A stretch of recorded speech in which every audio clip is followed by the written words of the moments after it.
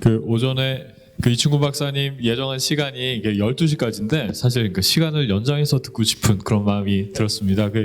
저희가 다음에 또 기회 될 때 좀 더 편하게 모셨으면 좋겠고요. 저희가 그럼 지금부터 질의응답 받도록 하겠습니다. 그런데 질의응답은 저희가 지난번 첫째 날 강연할 때 이렇게 해보니까 좋더라고요. 이게 질의응답 시간에 강연을 해주시는 분들이 있습니다. 마이크를 잡으시고. 그래서 저희가 그 스톱워치로 1분이 넘어가면은 그 10분당 그 10,000원의 벌금을 내시는 걸로 이렇게 했더니 1분을 다 지켜주시더라고요. 그래서 저희가 오늘도 그 룰을 지키겠습니다.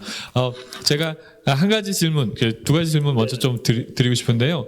그러니까 오늘 강연 너무 감사한데 저희가 이게 통일을 위해서 중요한 것이 중국과 일본에 대한 어떤 전략이 필요할 것 같습니다. 또 이렇게 그들을 설득하는 논리나 외교적인 논리가 필요할 것 같은데 그 점에 관해서 조금 이렇게 말씀해 주시면 감사하겠고요. 그리고 두 번째로는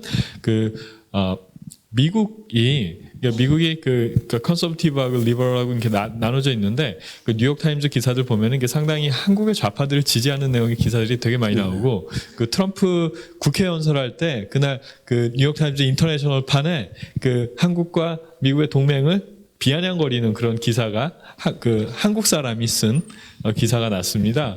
그래서 이런 것들을 사실 전략적으로 잘 대응하면서 미국과 한국의 보수 진영이 이렇게 잘 협력하는 것이 필요할 것 같은데 요 점에 관해서도 좀 의견을 말씀해 주시면 감사하겠습니다. 네, 지금 국제정치 구조를 봐야 되는데 지금 정말 노골적으로 말씀드리면은 북한은 미국의 적은 아닙니다. 무슨 소리야? 미국의 적이 아니라니? 미국의 전략적 라이벌이 아니다는 뜻입니다. 북한 정도 힘을 가진 나라가 미국의 전략적인 위협이 되지 않습니다. 중국입니다. 중국.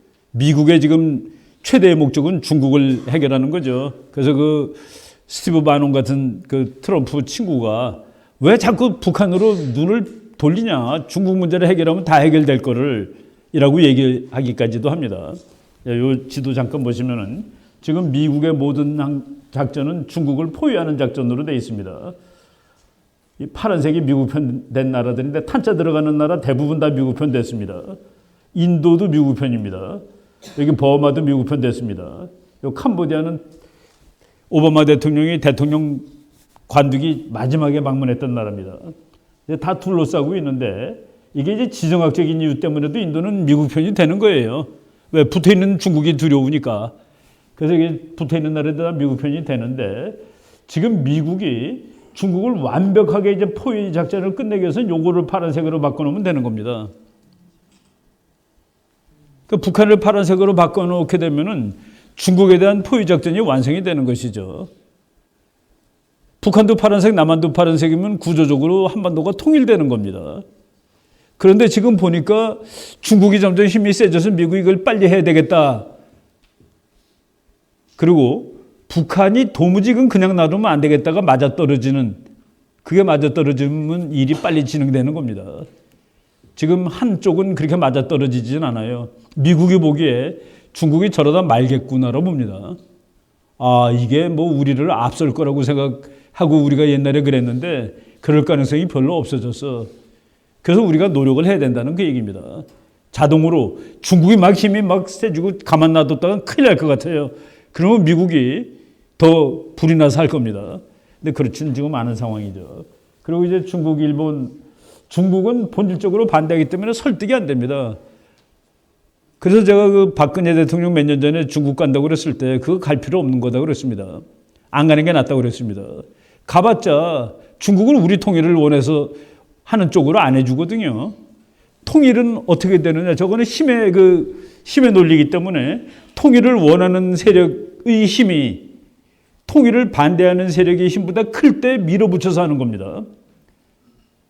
그게 파워 폴리틱스죠. 통일을 원하는 세력이 대한민국이라 칩시다. 플러스 통일을 지지하는 세력이 미국입니다. 그 세력이 더 크면 됩니다. 통일을 반대하는 중국보다 크고 통일을 반대하는 북한보다 크고 통일을 반대하는 일본보다 큰데 지금 우리 그 방정식을 보면 일본은 일로 와 있습니다. 너 반대하지 말고 여기 와서 붙어 있어. 그래서 일본은 한미동맹, 한일동맹이라는 그 삼각 구조화에서 일본의 반대는 무력화되어 있습니다. 그래서 이쪽의 힘이 저쪽의 힘보다 클 때 밀어붙여서 하는 것이죠. 바로 그런 상황을 지금 우리가 형성을 해야 되는데 우리가 중반에 껴가지고서 우린 중국도 뭐 중요하다고 그러는 거는 지금 그 방정식이 우리한테 유리하게 가는 것을 오히려 막는 거 아니냐는 그 얘기입니다. 또 쉽게 얘기해서 지금 미국이 압력 가지고 된다라고 생각하기 시작했습니다. 최근에. 이거 누르니까 되는구나. 옛날에 이거 누르는 건 방법이 없고 그냥 가서 발로 차는 수밖에 없는 줄 알았는데 이제 그래도 저것들이 항복할 기미가 보이는데 북한은 그거를 어떻게 해서라도 뚫어야 되는데 그 뚫는 일에 우리가 동참을 해준다라고 하면 어떻게 되겠습니까? 그러면 누르는 거 가지고 안 된다고 인식하게 되고 그럼 답은 그냥 심플하게 나오니 가서 때리는 수밖에 없구나. 그래서 우리가 의도하는 거하고 다르게 나갈 수도 있습니다. 상황이. 일본은 뭐 우리가 지금 우리는 적과 친구를 구분할 줄 모르는데 국가안보의 기본 논리는 무서운 나라로부터 오는 무서움을 줄이려는 모든 노력이 국가안보입니다. 미운 나라, 이쁜 나라는 국제정치에 사실상은 없어요. 국제정치에 미운 나라, 이쁜 나라가 이제 구분되면 그때부터 외교정책은 엉망되는 겁니다. 계산을 잘 못하게 돼요. 누가 이쁘고 누가 미우면은. 그래서 무서운 나라와 무섭지 않은 나라인데 무서운 나라로부터 오는 무서움을 줄이는 일체의 노력이 국가안보론인데 그럼 누가 무서운 나라냐? 이거는 뭐 아주 심플하죠. 가까이 있는 나라 중에서 힘이 더 센 나라. 그럼 우리나라가 가까이 있는 나라가 일본, 중국인데 일본이 더 세면 일본이 무서운 나라죠. 중국이 힘이 더 세면 중국이 무서운 나라입니다. 거기서 이제 예외가 하나 있어요. 힘이 더 센 나라가 무서운 나라고 그 나라를 우리가 안보 정책의 대상으로 삼아야 되는데 그 나라가 민주주의면은 거기서 이제 빼준다는 그 얘기입니다. 근데 지금 힘이 제일 센 중국이 민주주의가 아니니까 중국을 우리의 안보 대상으로 삼아야 되는 것이죠. 그런데 거기에 대해서 지금 우리 국민이 막 헷갈리고 있다는 그 얘기입니다. 일본은 민주주의 국가이기 때문에 일본하고 한국하고 전쟁할 가능성은 지금 현재 없습니다. 미국이 없다 하더라도 그 체제의 성격상 바로 지금 일본하고 중국 얘기는 그거 되고 두 번째는 미국의 좌파 진영이 미국의 좌파 진영 미국의 좌파들도 이제 골치 아픈 친구들이 많은데 제가 그 유학할 때 교수들 역사학과 교수들의 28대 3으로 민주당 공화당입니다. 뭐 미국 대학들이 다 그래요. 그래서 내가 우리 교수한테 물어봤어요. 그러니까 압도적으로 국민들은 좌파가 많은데 어떻게 공화당 사람들이 절반이 당선이 되느냐.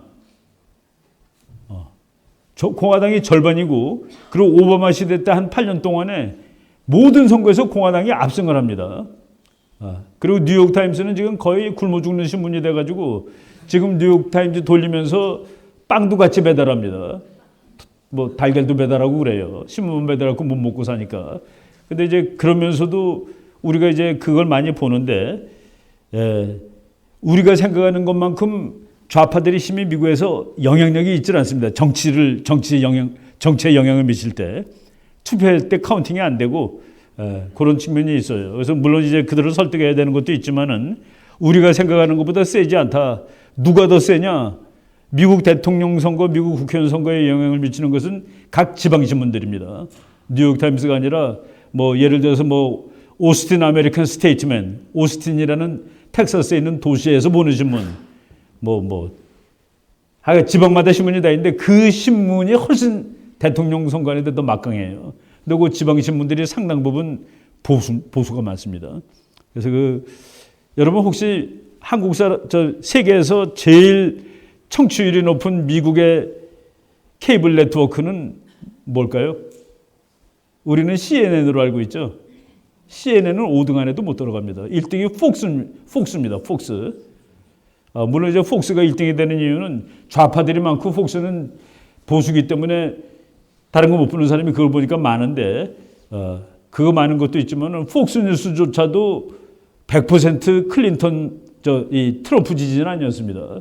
이번에 그 선거 끝난 다음에 하버드 대학 그 언론연구소에서 미국의 언론기관이 어떻게 대통령 선거를 보도했느냐를 쭉 봤는데 제일 최악이 CNN입니다.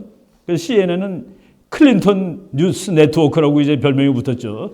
클린턴 방송이라고 해가지고 CNN은 92대 8로 트럼프한테 불리하게 보도를 했습니다. 그런데 트럼프한테 제일 유리한 폭스뉴스조차도 48대 52로 불리한 보도가 52였다 하는 그 얘기입니다.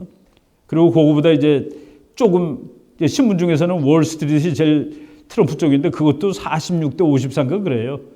그래서 50이 넘는 트럼프 방송은 없습니다. 그렇지만은 트럼프가 되잖아요. 그거는 왜 되냐면은 미국 사람들한테 이제 어떤 기관이 제일 신뢰할 수 있는 기관입니다 그랬는데 미국 국민들이 이 기관을 신뢰합니다 해서 6%의 신뢰성을 얻는 것이 미국 언론입니다. 그러니까 미국 사람들이 보고 이건 뭐 그냥 보긴 보는데 안 믿는 거예요.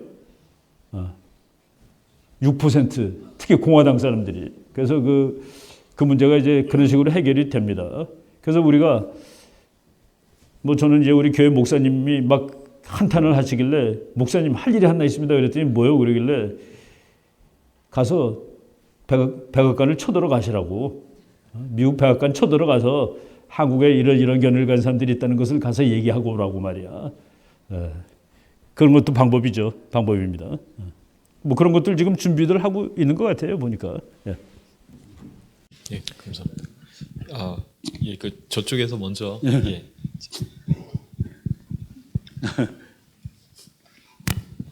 네, 박사님 반갑습니다. 아이고, 대한민국에 정말 필요한 강연을 이렇게 해주셔서 너무 뜻깊은 시간 감사합니다.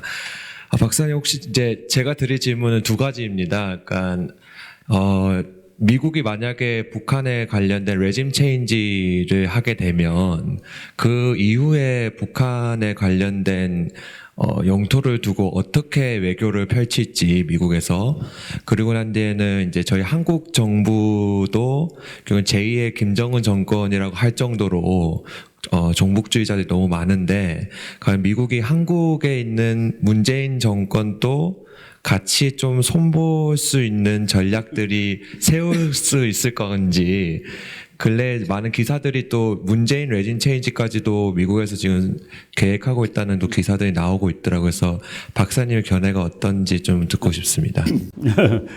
이제 뭐 계획하고 있다는 것은 우리가 뭐 100% 그렇다라고 말할 수 있는 근거는 사실은 없습니다. 근데 이제 그 통일을 그러니까 지금 북한이 말이죠. 알아야 되는 거가 미국하고 얘기를 하자. 그 얘기를 했어요. 그래갖고 이제 핵을 포기했습니다. 핵 포기한 이후에 김정은이 지금처럼 떵떵거리고 북한의 지도자로 남아있을 수 있을까? 그게 정치학적으로 불가능하다는 얘기입니다. 김정일 정권 때 미국하고 대타협을 하고 미국하고 수교를 하고 우리가 지금 여기서 이제 이거는 국제정치학이 아니라 일반 정치 이론이 나오는 건데 지금 북한이라는 체제는 미국하고 수교를 하고 미국 대사관이 평양에 가면은 죽는 체제입니다. 그 독을 버틸 수가 없어요. 그러니까 북한이라는 체제가 미국을 독이로 볼 수밖에 없다는 그 얘기입니다. 왜? 자유와 인권이 없는데 거기에 자유와 인권의 상징인 미국 대사관이 평양 한복판에 가 있는 것을 감내할 수가 없다는 그런 얘기입니다. 그래서 지금 제가 한 반년쯤 됐나요? 조선일보에다가 북한 정권 살려주고 싶어도 방법이 없다라고 썼습니다. 예를 들어서 북한이 핵을 포기했어요. 미국이 핵을 포기한 대가로 너를 살려주겠다라고 약속을 했다 칩시다. 그런데 북한 주민들이 덤벼들었어. 김정은한테. 그 미국에 가서 북한 주민들 다 쏴 죽여야 되나요? 정권을 보장시켜 주겠다고 했으니까 그게 안 된다는 얘기입니다. 김정은 체제의 보장은 북한 주민이 해주는 거예요. 이런 걸 따졌을 때 그래서 우리가 핵하고 레짐하고 바꾼다 이런 거는 그거는 정치학 이론상 있을 수 없는 얘기고 통일이 난다면 그러면은 우리는 어디까지 우리 거가 돼야 될까? 이건 뭐 지금 참 어려운 얘기인데 지금 우리나라 한반도기 같은 거에 대해서 제가 반대하는 이유는 다른 걸 떠나서 한반도라는 그 깃발에 있는 우리나라의 국경선은 우리나라 역사 5천 년 중에 한 400~500년 동안 극우 경선을 했던 겁니다. 조선시대만이 그거예요. 지금 아까 프리드맨 교수가 그랬잖아요. 만주가 한국 거 될 거라고. 그런 깃발은 쓰는 거가 아닙니다. 그래서 어디 힘이 센 나라는 뻗어나가는 것이 국제정치예요. 우리나라 사람들 많은 사람들이 독도는 말이지 역사책에 우리 거니까 영원히 우리 거라고 생각하는데 아닙니다. 국제정치에서는 영토는 쉬지 않고 변하는 거예요. 쉬지 않고. 1815년부터 1965년까지 150년 동안 국제정치에서 영토 변경 사례가 770번이 있었습니다. 왜? 힘센 나라가 넓어지는 거고 힘 약한 나라는 뺏기는 거고 그런 거죠. 필리핀도 저거 뺏긴 거 아닙니까? 아까 저것도 영토 변경 사례 아니에요? 보면은. 그래서 우리가 영토는 독도 같은 것도 우리 힘으로 지키는 것이지 역사책으로 지키는 게 아닙니다. 그래서 그것도 나중에 우리가 북한이 무너질 때는 우리가 밀고 들어서 다 차지한다라고 선언을 미리 했어야 되죠. 그런 것들이 좀 나왔어야 됩니다. 우리는 통일될 거고요. 북한 현재 영토 모두가 대한민국 소속이 되는 것이다라고 이런 거는 세계에다 알릴 필요가 있어요. 미국한테도 이거는 우리가 양보할 수 없는 거야 하고서 예를 평화북도를 주고 한반 통일시키자 이런 거 안 되는 거다라고 미리 얘기를 다 지금쯤 다 해뒀어야 되는 겁니다. 예, 저희가 시간이 많이 지났는데 마지막 한 질문만 받겠습니다. 방금 전에 그 질문해 주신 청년께서는 손주찬 청년께서는 45초 걸렸습니다. 1분 지켜주시면 감사하겠습니다.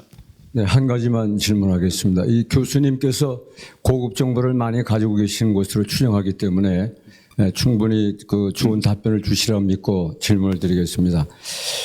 지금 미국이 선제 타격을 할 경우에는 북한의 반격을 통해서 우리 남한이 많은 피해를 받을 것이기 때문에 거기에 대해서 이제 그 주저하는 사람들이 많이 있고 염려하는 사람이 많이 있습니다.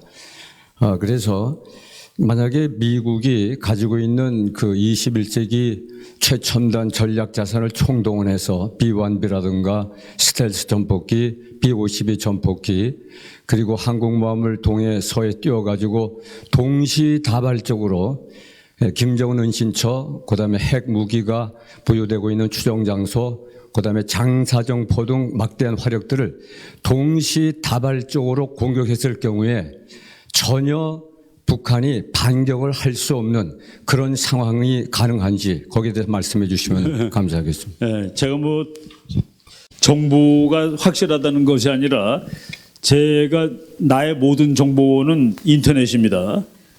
인터넷에 다 있어요. 다 있습니다. 그거를 연결할 줄 아는 능력이 중요한 것이지 자료는 다 공개되어 있습니다. 그런데 지금 이제 며칠 전에 제가 질문받은 거가 이제 북한을 확실히 미국이 때릴 조짐이 많이 보인대요. 조짐을 보이는 것은 항복하라는 뜻입니다. 정말 때릴 것 같은 조짐을 보이니까 너 죽을 테니까 항복해. 진짜 전쟁의 원칙, 정말 내가 저거를 그냥 말로 안 하고 그냥 없애버려야 되겠다 그러면 조짐을 보이지 않습니다. 전쟁의 기본 원칙은 이제 서프라이즈, 기습의 원칙이라는 게 있는데 조짐을 계속 보여주는 것은 기습의 원칙을 망가뜨리는 겁니다. 조짐을 보임으로써 그놈이 상대방이 준비할 태세를 주는 겁니다. 그래서 조짐을 보이는 것은 기습하지 않겠다는 뜻이 더 많습니다. 근데 어느 날 직접 때려야 되겠다고 그럴 때는 조짐 안 보이고 이제 공격을 하는 것이죠. 그런데 미국이 공격을 하게 되면 북한은 이제 반격을 해갖고 대한민국이 전부 전쟁 난다. 뭐 그런 이론이 상당히 많이 있어요. 이번에 우리나라 대사로 올라오고 그러다 못 온 사람 이론 보면 완전히 그겁니다. 23만 명의 미국인이 생명을 보장할 수가 없대요. 그럼 한국 5천만은 어떻게 되는 거겠습니까? 23만의 미국, 그래서 그건 안 된다라고 얘기하는 사람인데 현대 전쟁을 뭐 공부하다 보면 꼭 그렇지는 않습니다. 그렇지 않아요. 특히 이제 지금 미국이 만약 전쟁을 한다 그러면은 이건 뭐 내가 정보를 들은 게 아니라 내가 공부한 정보인데 북한이 전기가 다 없어집니다. 미국이 공격하는 그 순간에.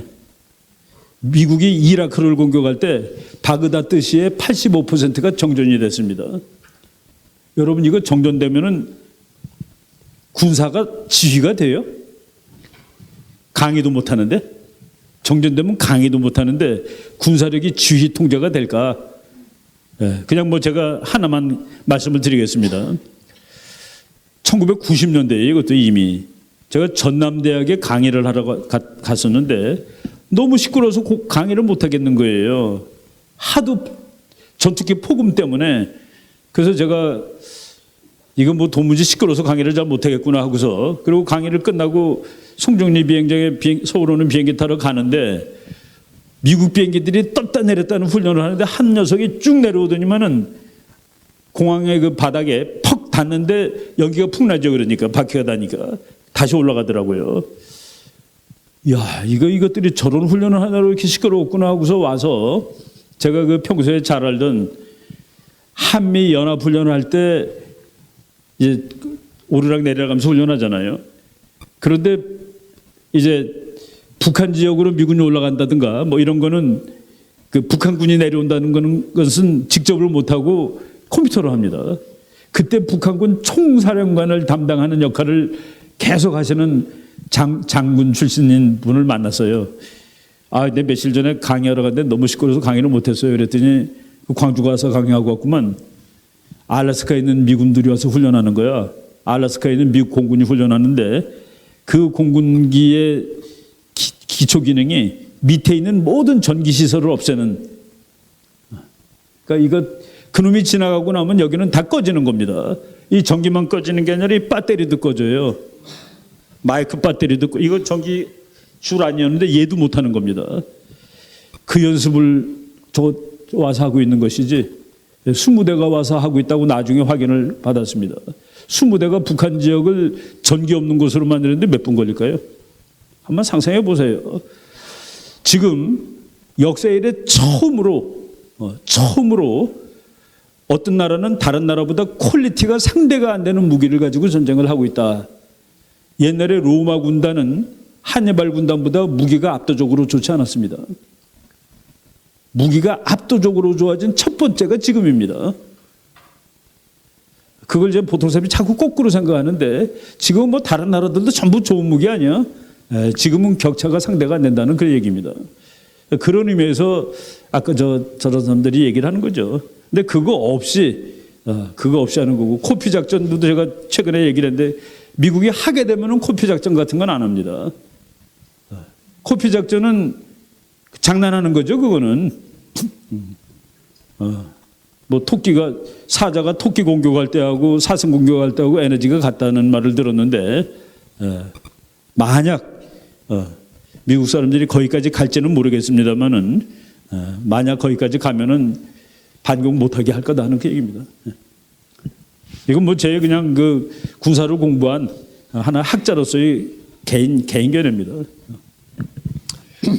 예. 그 오늘 제가 사실 이렇게 이충근 박사님 꼭 모시고 싶었는데 오늘 드디어 모셨는데 역시나 아주 정말 훌륭한 강연 정말 감사합니다. 그 오늘 또 박수 부탁드리겠습니다. 예, 그 저희가 질문 시간이 짧아서 죄송한데 그 이충근 박사님께서 그 저희하고 식사 같이 하시고 오후에도 좀 같이 계실 겁니다. 그 따로 질문해 주시면은 감사하겠습니다.